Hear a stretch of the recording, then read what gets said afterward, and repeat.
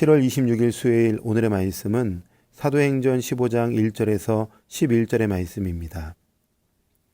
어떤 사람들이 유대로부터 내려와서 형제들을 가르치되 너희가 모세의 법대로 할례를 받지 아니하면 능히 구원을 받지 못하리라 하니 바울 및 바나바와 그들 사이에 적지 아니한 다툼과 변론이 일어난지라.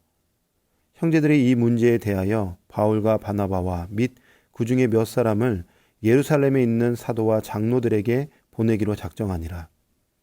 그들이 교회의 전송을 받고 베니게와 사마리아로 다니며 이방인들이 주께로 돌아온 일을 말하여 형제들을 다 크게 기쁘게 하더라.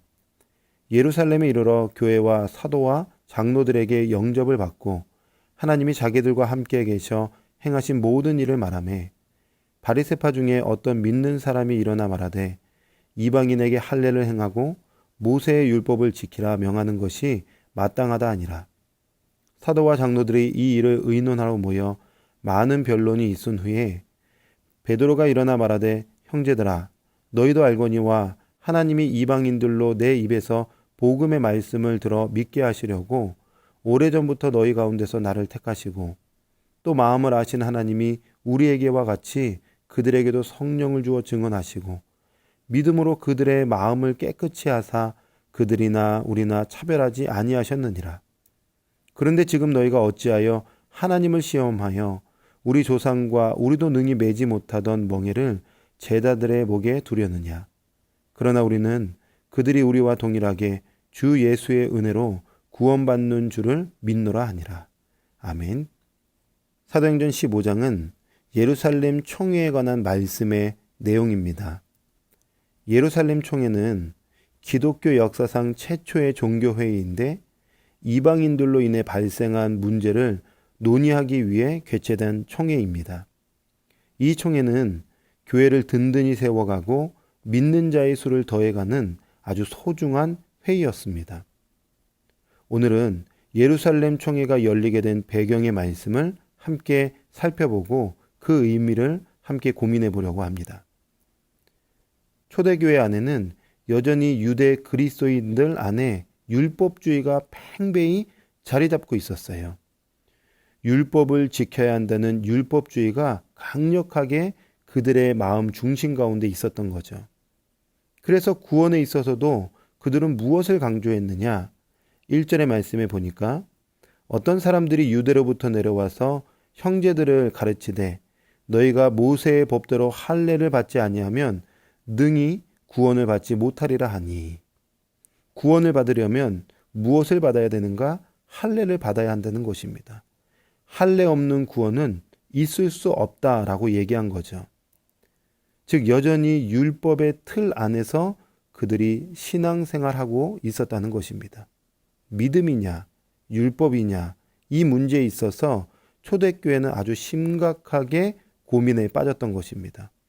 어느 정도로 심각했냐? 이러한 이야기를 의논 정도 나누는 수준을 넘어서서 다툼이 일어나고 변론이 일어날 정도로 아주 심각했던 거예요. 이렇게 각자의 신학적 입장에 도저히 문제가 해결되지 않자 결국 교회의 시작인 예루살렘 교회에 가서 사도들과 장로들을 통해서 이 신학적 입장을 정리하자 이렇게 이야기가 나왔어요.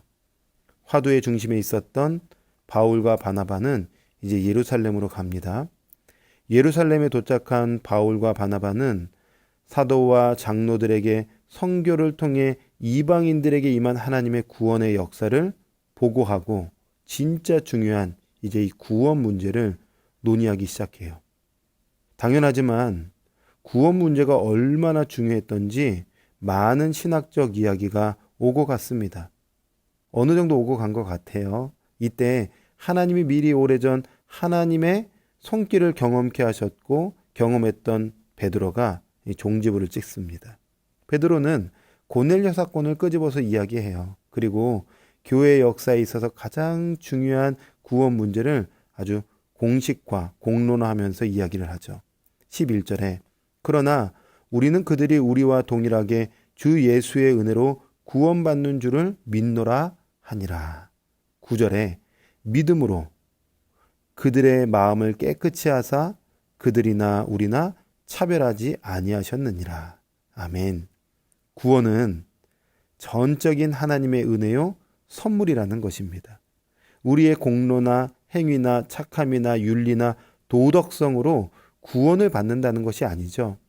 구원은 하나님의 은혜예요. 하나님의 선물입니다. 자, 그런데 이 구원은 아무나 구원받느냐? 그것 또한 아니라는 거예요.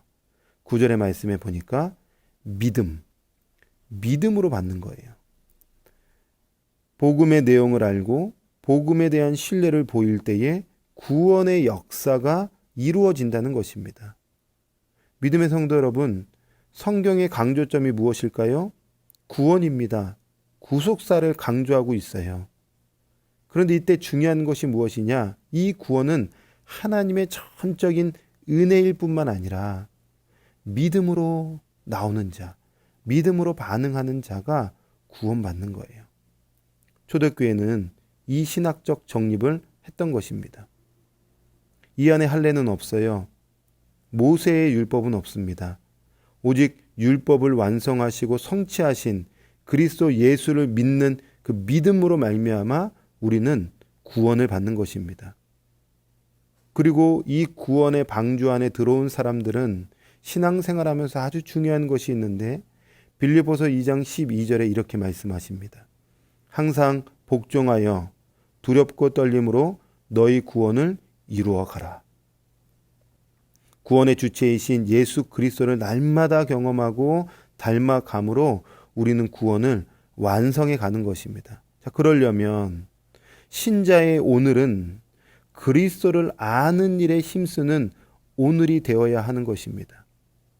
교회가 만든 율법이란 틀 속에 매여서 이 행위를 하고 저 행위를 하는 것이 아니라 진짜 하나님의 말씀의 깊은 뜻과 의미가 무엇인지, 그리스도가 어떤 분이신지, 어떤 일들을 행하셨는지 연구하고 그 하나님의 뜻대로 살아낼 때에 진정한 구원의 방주에서 우리의 영혼은 안전함을 누리게 될 것입니다.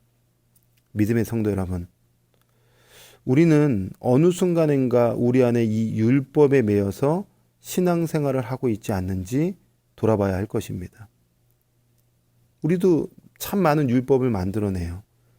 기도의 횟수를 채워야 하는 율법, 예배에 있어서 중심이 빠졌는데 형식에 매여서 취해 있는 율법, 봉사를 많이 해야 성숙한 신자라고 생각하는 이런 율법, 이런 율법에 빠져서 우리가 진짜 힘써야 될 것을 놓치며 살아갈 때가 얼마나 많습니까? 말씀을 알고 말씀 안에서 살아가야 되는데 말씀은 어느 순간인가 놓치고 내 경험의 율법을 만들어내고 교회들이 만들어낸 율법에 매여서 이것이 진짜 신앙인 것처럼 살아갈 때가 너무 많아요.